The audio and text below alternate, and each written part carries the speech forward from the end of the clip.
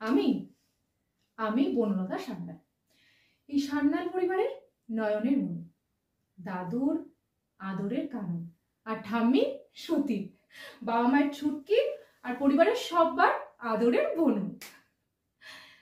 এছাড়া আরো একজনও আছে যে আমাকে লতা বলে ডাকে। আসলে আমি গায়িকা হতে চাই তো, সেই জন্য মনে হয় লতা মঙ্গেশকর ভেবে বসে আছে। আর এদিকে আমাকে দেখুন, আমি যে সিনেমায় প্লেব্যাক সিঙ্গার হতে চাই সেটা এখনো পরিবারের কাউকে বলেই উঠতে পারলাম না।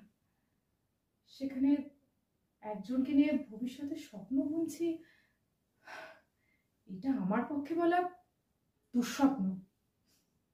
তবে বিশ্বাস করুন, আমার এতে কোনো কষ্ট নেই।